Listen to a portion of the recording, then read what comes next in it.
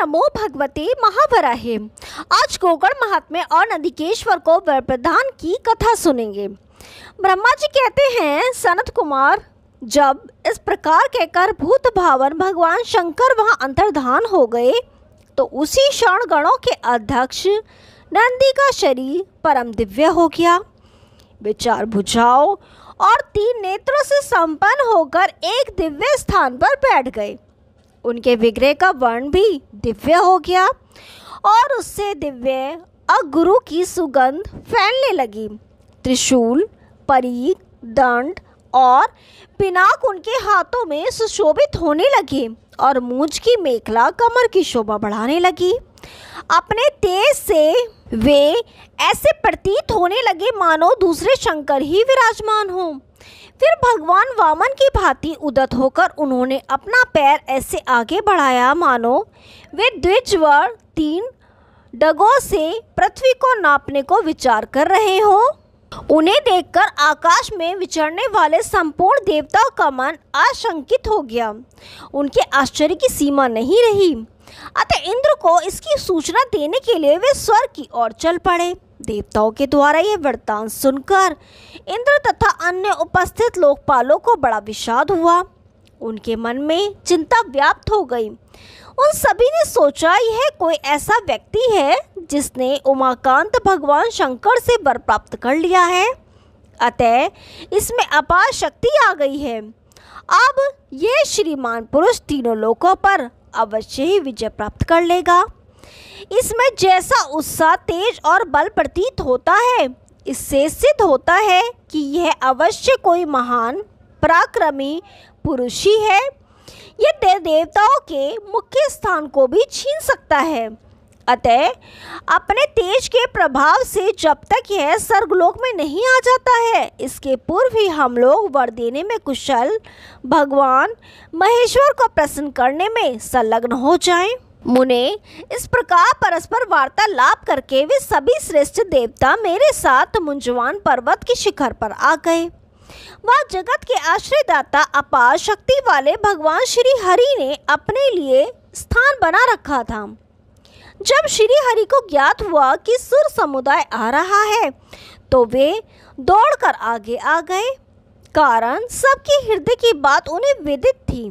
अब उनकी कृपा से देवताओं और मुनियों की सभी बातें स्पष्ट हो गईं।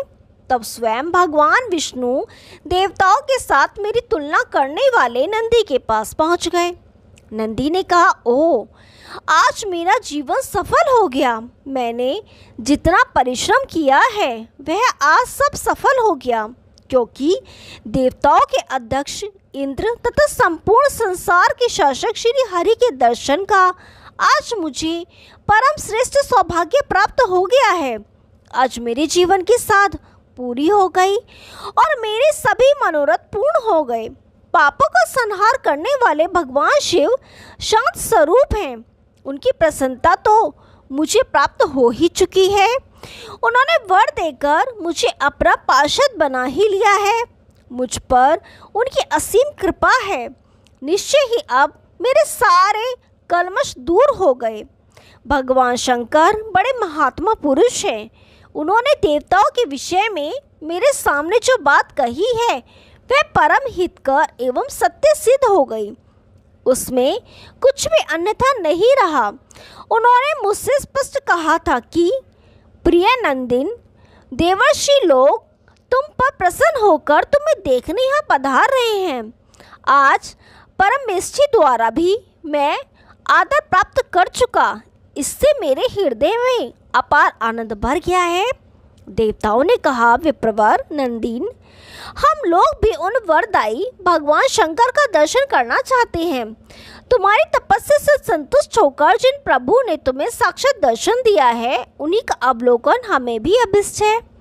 इतनी बात कहने के पश्चात देवताओं ने द्विजवर नंदी से पुनः पूछा, कपाल धारण करने वाले महाभाग महाईश्वर का दर्शन हम लोग किस स्थान पर प्राप्त कर सकेंगे?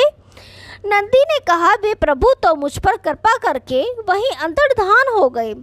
अब मैं नहीं जानता हूँ कि वे कहाँ विराज रहे हैं।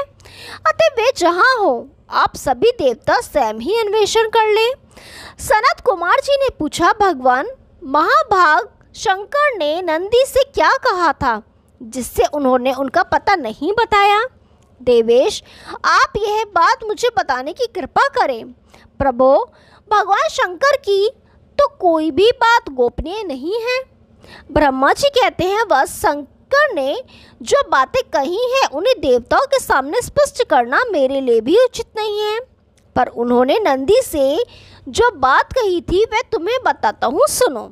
भगवान शंकर जी ने कहा था, विप्रवर, हिमालय के उस पार पृथ्वी पर संकटगिरी नाम से विख्यात एक सिद्ध स्थान है जिसकी अनेक वन उपवन शोभा बढ़ाते हैं।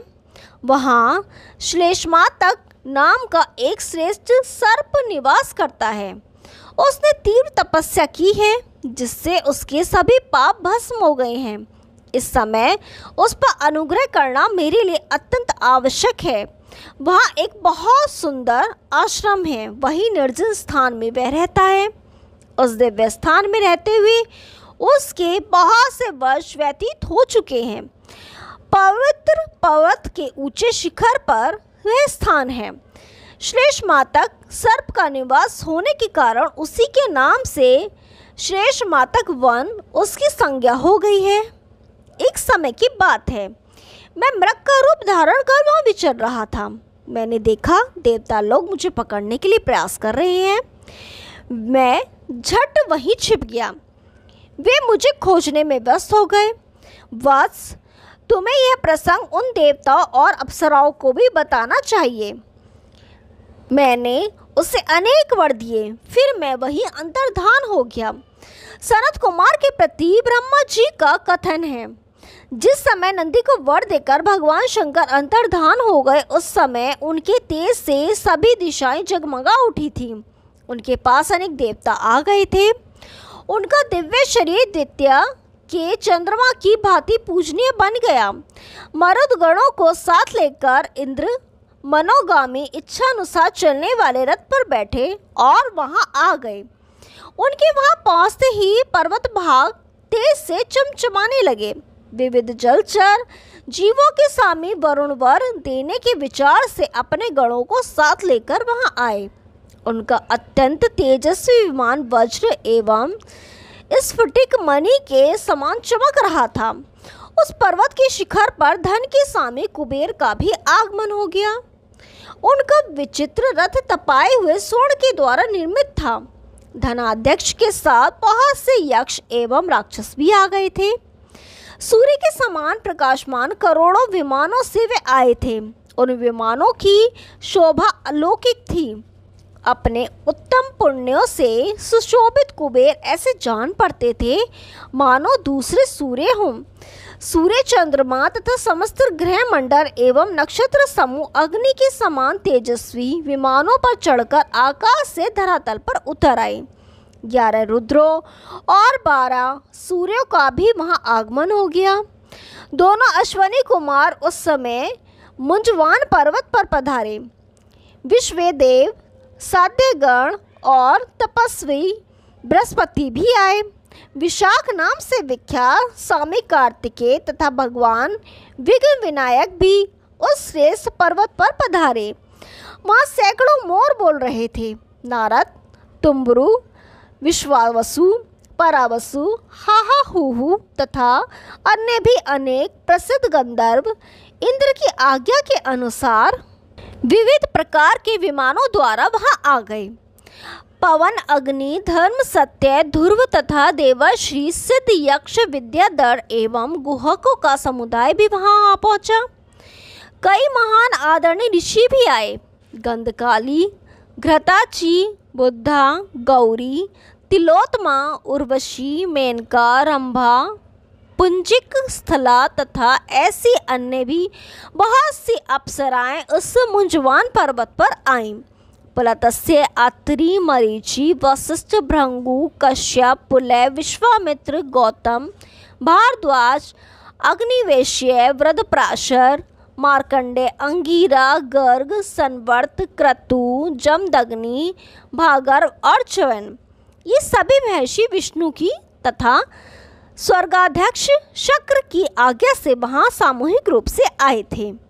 स्त्री पुरुष का रूप धारण करके सिंधु, महानदी, सरयू, त्रमारुणा, चारुभागा, वित्सता, कौशिकी, पुण्य, सरस्वती, कोका, नर्मदा, बाहुदा, शत्रदु, विपाशा, गंडकी, सरिद्वरा, गोदावरी, वेणी, तापी, करतोया, सीता, चीरवती, नंदा, चनंदा, चर्मनवंती, पशांश्रा, देविका, प्रभास, सोम, लोहित्य तथा महागंगा सागर एवं अन्य भी जितने अनेक पुण्य तीर्थ थे, वे सब भी उस समय वहां पृथ्वी पर पधारे।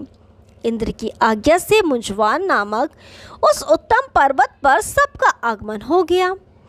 पर्वतों में उत्तम महामेरु, कैलाश, मंदमादन, हिमवान, हेमकूट, निषद, पर्वत प्रवर, विंध्याचल, महेंद्र, सह, मलयगिरी, द्रदुर, माल्यवान, चित्रकूट, अत्यंत ऊंचा द्रोणाचल, श्री पर्वत, लताओं से परिपूर्ण पर्वतराज पारियात्र, ये सभी पर्वतों में उत्तम माने जाते हैं। इन सब का तथा अनेक अरण्यों का भी वहाँ आगमन हो गया। संपूर्ण यज्ञ, समस्त विद्याएं, चारों वेद, धर्म, सत्य, दम, स्वर्ग, महान ऋषि कपिल, महाभाग, वासुकी, सर्पराज, अमृताशी, हजारों फनों से प्रकाशमान अनंत शेषनाग, धृतराष्ट्र, सर्पों के राजा कृमिर, श्रीमान अंबोधर, महान तेजस्वी नागराज तथा सर्पों के अध्यक्ष अरबों एवं खरबों सर्प वहाँ आए।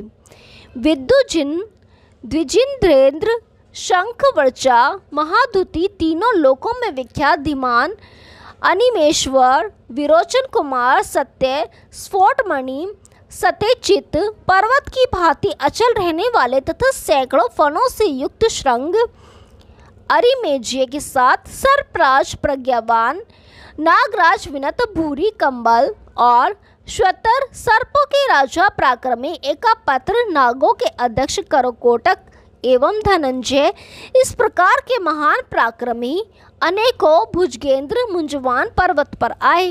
दिन रात, पक्ष, मास, संवत्सर, आकाश, पृथ्वी, दिशाएं और विद्वेषाएं वहां आईं। उस समय आए हुए देवताओं, यक्षों और सिद्धों से उस मुंजवान पर्वत का शिखर इस प्रकार भर गया जैसे प्रलय काल में समुद्र का किनारा जल से परिपूर्ण हो जाता है। जब उस पर्वतराज मुंजवान के सुर में शिखर पर देवताओं का समाज जुट गया तो वायु से प्रेरित होकर वृक्षों ने उन पर फूलों की वृष्टि आरंभ कर दी। उस समय दिव्य गंधर्वों ने उत्तम संगीत, अप्सराओं ने प्रशंसनीय नृत्य और पक्षियों ने प्रसन्न होकर मधुर स्वर से सुंदर शब्द करना प्रारंभ कर दिया। पवन पुण्य गंधों को लेकर प्रवाहित होने लगे। उसके स्पर्श से सबका मन मुग्ध हो जाता था। इस प्रकार भगवान विष्णु को आगे कर सभी देवता वहां उपस्थित हुए और देखा कि नंदी सामने विराजमान है और दिव्य आभा से उनकी मूर्ति विद्योतित हो रही है। अब वहाँ आए हुए गंधर्वों और अप्सराओं के गणों पर नंदी की भी दृष्टि पड़ी। उन्होंने देखा कि अन्य सभी देवता तथा देवराज इंद्र भी एक साथ ही वहाँ पधारे हैं। फिर तो नंदी सावधान हो गए और उन्होंने हाथ जोड़ तथा मस्तक झुकाकर उन्हें प्रणाम किया। सहसा एक साथ सभी देवताओं का आगमन देखकर उन्हें महान आश्चर्य हुआ। फिर वे सबके स्वागत करने में संलग्न हो गए। उपस्थित सभी देवताओं को क्रमशः नमस्कार करने के पश्चात उन्होंने उनके लिए यथाशीघ्र आसन, पाद्य एवं अर्घ आदि के लिए अपने अनुयायियों को आदेश दिया। नंदी के स्वागत को स्वीकार कर आदित्य, वसु, रुद्र, मारुत, अश्वनी कुमार, साध्य, विश्वदेव, गंधर्व और गुहक आदि देवता तथा गण देवताओं ने नंदी की प्रशंसा की। विश्वावसु, हाहा, हुहु, नारद, तुम्बुरु, चित्रसेन और अन्य गंधर्वों ने नंदी की भी पूजा की। वासुकी प्रभृति नाग सर्पों के राजा कहे जाते हैं। उनमें असीम शक्ति है। सौम्य मूर्ति नंदीश्वर को देखकर उन सब ने भी उनकी अर्चना की। सिद्धचारण, विद्याधर और अप्सराओं का उपस्थित समाज देवेश्वर इंद्र से सम्मानित नंदीश्वर की पूजा करने लगा। यक्ष, विद्याधर, ग्रह, समुद्र, पर्वत, सिद्ध, महर्षिगण, गंगा और नदियाँ, इन सभी में अपार हर्ष उत्पन्न हो गया था। अतः सभी ने नंदीश्वर को आशीर्वाद देना आरंभ किया। देवता बोले, पुण्य पशुपति भगवान शंकर तुम पर सदा प्रसन्न रहे। अनवद तुम्हारी सर्वथा अबाध गति हो जाए, अथवा द्विजवर तुम्हें ऐसी शक्ति सुलभ हो जाए कि कोई भी देवता तुमसे श्रेष्ठ ना हो सके। विभो, रोग व्याधि तुम्हारे पास ना आ सके, तुम अमर होकर विचरण कर सको। अच्युत, भगवान शंकर के साथ सातों लोकों में सुख से रहने का तुम्हें सौभाग्य प्राप्त हो। देवताओं के इस प्रकार कहने पर नंदीश्वर ने पुनः उनसे अपना विचार इस प्रकार व्यक्त करना आरंभ किया। नंदीकेश्वर बोले, आप सभी प्रधान देवता हैं और मुझ पर आप सभी का अगाध स्नेह है। आप महानुभावों ने जो प्रिय बात कहकर मुझे आशीर्वाद दिया है, उसके लिए मैं आप लोगों का अत्यंत आभारी हूँ। अब आप लोगों के लिए मुझे क्या करना चाहिए, इसके लिए आप आज्ञा देने की कृपा करें। देवताओं, मैं आपका आज्ञाकारी हूँ। नंदीश्वर की बात सुनकर इंद्र ने उन्हें इस प्रकार उत्तर दिया। शुक्र बोले, भद्र, तुम यह बतलाओ कि भगवान शंकर कहाँ गए और इस समय वे कहाँ विराज रहे हैं। वे प्रवर देवताओं के अध्यक्ष उन शक्तिशाली शिव को हम सभी लोग देखना चाहते हैं। मुने, जिन्हें स्थानु, उग्र, शिव, शर्व एवं महादेव कहते हैं, उन भगवान शंकर को तुम जानते हो कि वे इस समय कहाँ हैं। महर्षि, वह स्थान यथाशीघ्र मुझे बताने की कृपा करो। वज्रपाणी इंद्र की यह बात बुद्धिमत्तापूर्ण थी। उसे सुनकर नंदी ने भगवान शंकर का स्मरण किया। साथ ही वे इंद्र को उत्तर देने के लिए भी उद्यत हो गए। नंदीकेश्वर ने कहा, देवेंद्र, आप स्वर्ग के स्वामी हैं, इसके विषय में यथार्थ बात सुनाने की आप कृपा करें। इसी मुंजवान पर्वत पर मैंने भगवान शंकर की पूजा की थी। वे परम शक्तिशाली पुरुष हैं। उन्होंने मुझ पर प्रसन्न होकर अनेक दिव्य वर प्रदान किए। फिर वे प्रभु परम प्रसन्न होकर यहाँ से कहीं अन्यत्र चले गए। अब उनकी जानकारी करने में मैं भी समर्थ नहीं हूँ। वास्तव में आपका आज्ञाकारी हूँ। यदि आप उनके विषय में मुझे आज्ञा देते हैं तो अब हम सभी प्रयत्नपूर्वक उन प्रभु का अन्वेषण करने का प्रयास करें। ओम नमो भगवती महावराहे। आगे का भाग कल सुनाए के लिए नमस्कार।